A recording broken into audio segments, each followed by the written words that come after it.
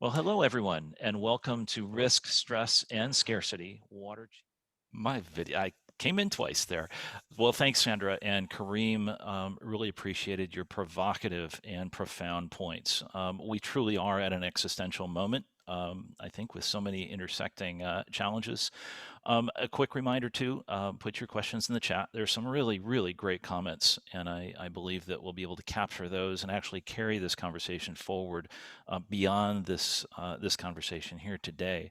I want to welcome Linda Hopkins to the conversation. I hope you all caught Linda's remarks in the previous session. She's literally on the front lines in California, where water and climate contributed to a tragic crucible of wildfires. So Linda, just to carry forward here, you gave us some teases of what you're doing there, but again, this is an open-ended question, but what does success look like if you were to take what you've learned there to scale across the US? I think that success really looks like having a meaningful national plan because unfortunately that does not exist right now. And it feels like every single local government is left to their own devices to develop their own plan when there are actually principles that could be applied nationally, could be applied internationally. I saw that someone brought up in the chat comments a mention of grazing, and that is absolutely a strategy that we are deploying and one that I think is relevant in developed countries as well as developing countries, because you also have the opportunity to integrate food security and fiber and food production, which play a critical role. We know that holistic grazing does reduce fire risk. It also actually enhances biodiversity and kind of restores the natural historic megafauna that we had grazing the plains in California, which over time, of course, went extinct and our ecosystems were altered. So I think that things like that, we need to be creating national and international incentives for that kind of work. Sandra, did you want to jump in on that?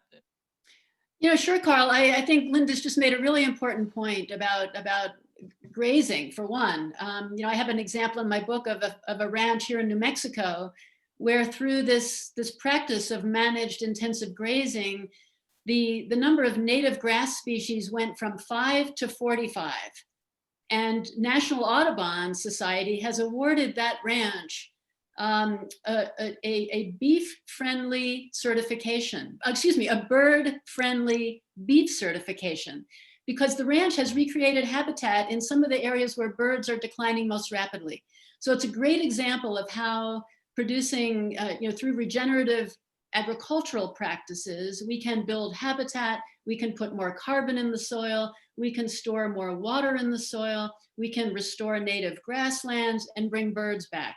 It's a fabulous example. And I think in general, regenerative agriculture, and I would include in that practices like cover cropping, where in the US we have only 6% of our farmland cover cropped, but we can move that up. And again, put carbon back in the soil, keep nitrogen on the land rather than running off into our rivers and streams and causing harmful algal blooms. We've been hearing about these multiple challenges, and these are the kinds of solutions that can solve multiple problems simultaneously. So let's get to it. And I think there's a lot of great ideas coming in here. Yeah, there really are, and it's just some great notes. A note from Copenhagen. Everybody can see the chat here, but I love this quote: "A tipping point is not just a state of crisis, but it's also a strategic thinking on how to mobilize efforts to solve these crises." But I want to cut to the developing world, and here's a question. In terms of the water crisis in the developing world, should the responsibility for solving the problem fall on developed states, which have contributed disproportionately to climate change and have larger water footprints?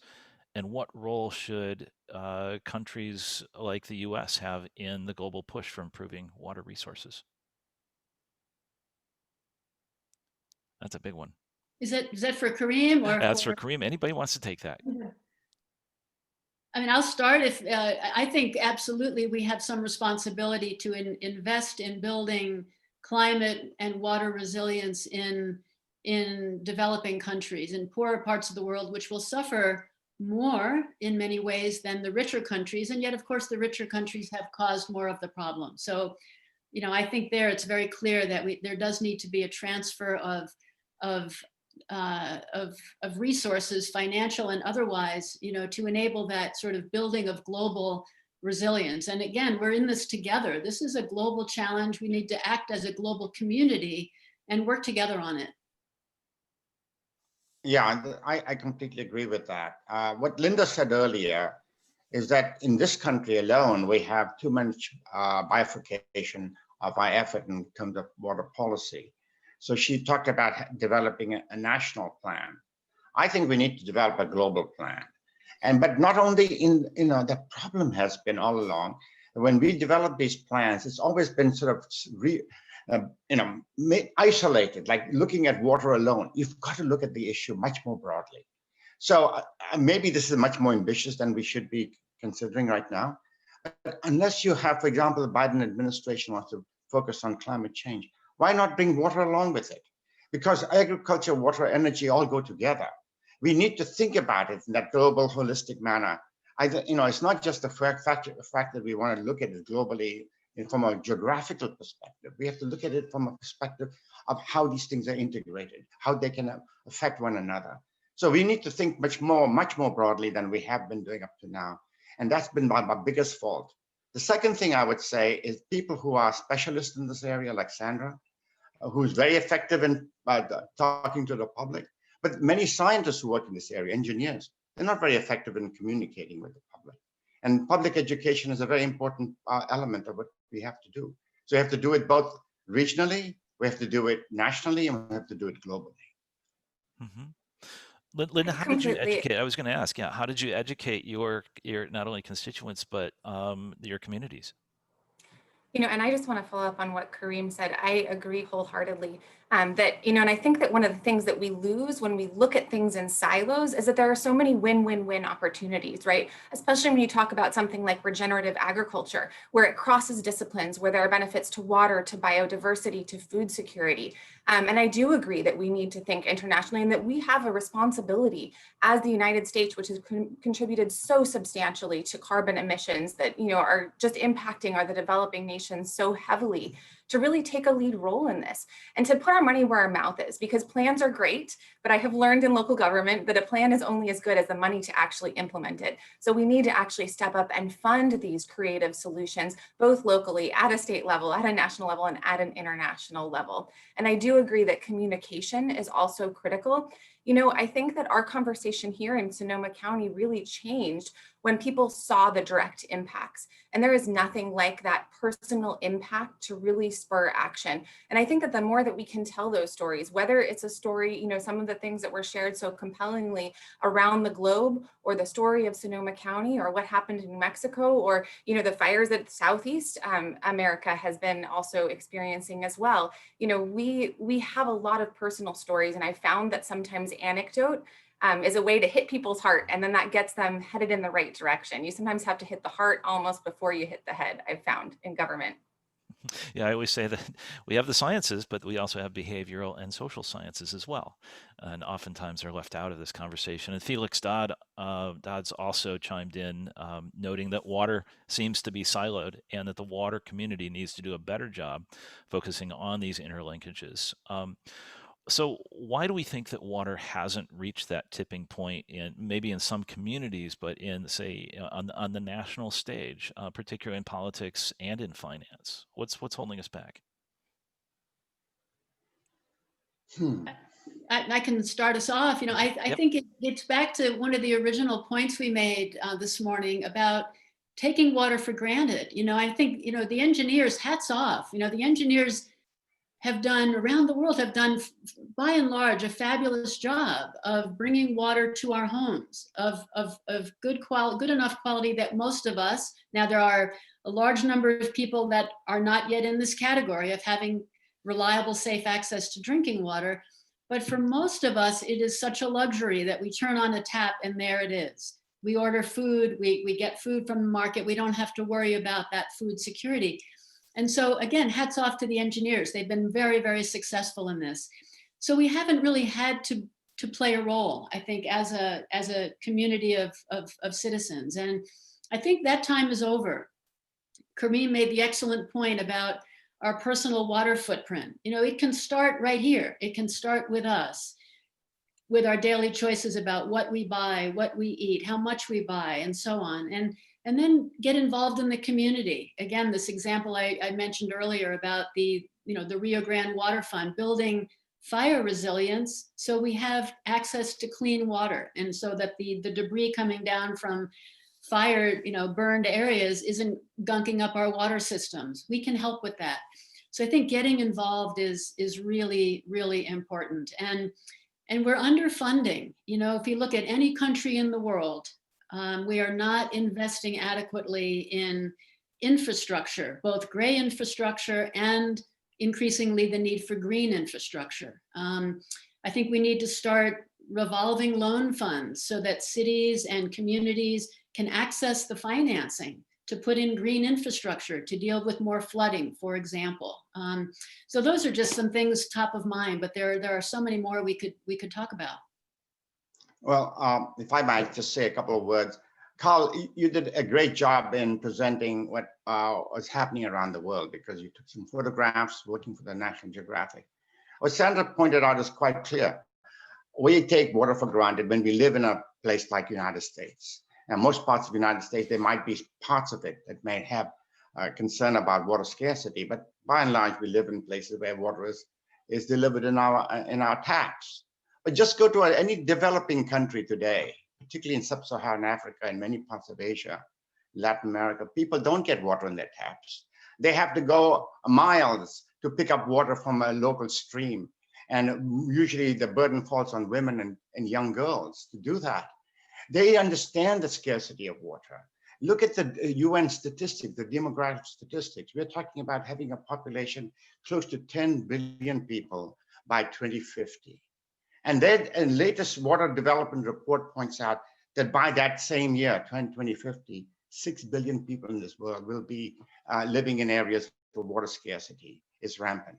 So how are we going to be able to jive these two things together? Where we have is an existential crisis, not only of climate change, but of water scarcity. Most people around the world have no idea about it, particularly those living in Europe and the United States and Canada.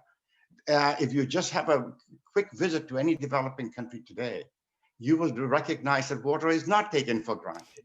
It is a very precious commodity. And that's the reason why we don't pay much attention to this question right now. Mm-hmm. I wholeheartedly agree with that. And I would just say that I often think about the political imbalances, the sort of structural imbalances of power that we see on an international and national level. And unfortunately, the places that face water challenges are also the places that are socioeconomically disadvantaged and structurally disempowered in our current political systems, whether that is a rural developing nation, or whether that is, quite frankly, rural residents of the country that we live in, of the state that I live in. It's crazy that in the state of California, which we like to think of this progressive beacon, we do have areas of water quality struggles, including the area that I represent, where septics are currently poisoning our river system, which then also serves wells, right? So, we face these challenges, but because they're in the small, unincorporated rural communities, and we tend to focus policy and resources in the state of California, in this country, in urban areas, we sometimes miss those, and you just sort of see that structural disempowerment further disenfranchising those vulnerable communities. And I think we need to reverse the power structure to give voice to those folks who are facing that daily struggle over water quality or water scarcity. Wow, really powerful. We have just a few more minutes for questions here. One is, how do we avoid, quote, water wars or water conflicts? Now, there's also a school of thought that water is what can bind us together, and it's water and peace and cooperation. So, how do we avoid these conflicts? We're seeing these struggles, so what's that take? Maybe that is our tipping point to push this onto the political agenda? I think that's true. We have something like 270 international river basins that are shared by 2 or more countries. But in most of those river basins, there isn't yet a treaty that sets out how that water should be shared. And so, we sort of have this gap in management as a result. But again, water flows, right? Water flows down. So we have to figure out how to to manage water productively to meet everyone's needs, nature included. And that's only going to happen through cooperation. We need to figure out how to store water in areas where the evaporation rates are lower, so we're not losing water, right, to unproductive evaporation. If we think about the Nile River, for example, which is one of the areas that's now in some conflict over the construction of dams, you know, it makes sense to store more of that water in the headwaters in Ethiopia, but that takes cooperation between Ethiopia, Sudan, and Egypt. Right now, a good bit of that water that supplies Egypt is stored at Lake Nasser, where you're losing a tremendous amount to evaporation. So, and that's a great example of where thinking about food security, water security, energy security all comes together, but it takes cooperation and trust. And that's often what's missing. So I think working to build that cooperation and trust will help resolve these conflicts, and realizing everyone can benefit through that kind of an approach. Mm-hmm. Kareem, you've probably seen more of this on the front lines too. You know, what does it take to push this? Literally, does it take a battle, or what's it take to push this onto the political agenda? Because that's where a lot of the levers are pulled. Yeah, it's true. Um, you know, I think part of the problem has been all along in the water area is lack of information. People just don't know. Many of the policymakers live in urban areas, so they do get water delivered to their homes. So even in the developed world, in the large cities, you don't have the same sense of sensitivity about these issues until you walk into areas where you have problems, which is endemic, but it's not fully recognized and not given high priority. So for example, in places like South Africa, you know, there are so many places where people have no water or very little water. Yet in the large cities, and you know, when people travel there, they live in hotels and all. There's never been a problem with water. The only problem you have is that you don't want to brush your teeth with water in these third world countries when you travel there, because of bacterial contamination. But other than that, you have ample amount of water. And then, of course, everywhere you go, you can get bottled water too. So the question has always been, do you have an idea of how average person lives in a developing world? I don't think most people do. And Carl, you've begun the process of going out and documenting it. We need more journalists like you who go around the world and bring this matter to people's attention, to their own policymakers, to show how people are managing day-to-day lifestyle. They're extraordinary how little information has been disseminated on this question. We have so much more information on climate change and so little on water policy. We have to really change this dramatically. So now we have about 3 minutes here. I'm going to give a super fast anecdote. The connection between water and energy. We did a big project in China looking at how much water it actually takes to mine and process coal at current rates. And we were able to show to the Chinese government that they do not have enough water to continue actually mining and processing coal and cooling their coal-fired power plants at the same rate. When we reported that, all of a sudden we were pushed into the whole national security realm, both in China and the US. We did 17 briefings in China because all of a sudden, to Felix's point earlier, it was made relevant to the energy people. The water people, when we briefed the water minister in China, we were afraid. We were afraid that he might take our findings negatively. Actually, he embraced them because it gave him standing to go talk to the infrastructure minister and go talk to the energy minister. So the data, the story, that narrative. So these have all been incredible questions, and I'm just following the chat here. You know, we could go on for days, and I would encourage us to do that and carry this conversation forward, because, you know, Kareem, thanks for calling us out. At Circle of Blue, we've been covering this story for 15 years, and oftentimes we're the only ones out there doing this, so it feels a little lonely. And we're based here in the Great Lakes, this is actually Lake Michigan right behind me. So in our last 3 minutes here, 2.5 minutes, I just want to give you guys a chance to reflect, and what you've heard from some of these questions, perhaps a big theme that you want to leave us with, because, as I mentioned at the top, the World Economic Forum actually did rate water crises, this is pre-pandemic, as the #1 risk of greatest impact. And so we're not taking it as seriously with the level of gravitas and action. So in a minute or less, quickly, we'll just go around. We'll start with Sandra and Kareem and Linda. What is it that we're missing, or what's the key takeaway you want to give this our National Council of Science and Environment Conference attendees? Well, I would just say, Carl, I think we need to really start with a foundational ethic when it comes to water. We still have a tendency to think about water as a resource like we think about coal and oil. It's fundamentally different because it's the basis of life. And I think if we start with an ethic that says something like, our goal as water stewards, should be to provide enough water of sufficient quality and at the right time for all living beings, human and non-human, before some get more than enough, right? We need to meet the basic survival and thriving needs of all beings, human and non-human, before some get more than enough. I think that fundamental ethic needs to be at the basis of our water decisions. And then again, coming to solutions that recognize water's connection to climate and energy and and agriculture and all the other issues we've been talking about. And my last comment would be to take the water issue and make it less anthropocentric. In other words, we have to think about ecosystems. We have to think about all living creatures on this earth. We all need water. As Sandra points out, it is the foundation of life systems. And so we become so narrowly constrained about our needs, we forget the need of the rest of living creatures on this planet. We have to think more broadly, and much more broadly than I even talked about earlier. Great. Linda? In 2012, Governor Jerry Brown actually we became the first state in the nation, the state of California, to formally recognize the human right to water. Which I think is a really powerful statement. But unfortunately, right now, it only exists really in bureaucracy and not in the broader political realm. And so I see sort of the human right to water as well as the environmental right to water as equal goods, but we need to reach people with it. The two things that government responds to very well, crisis and public pressure.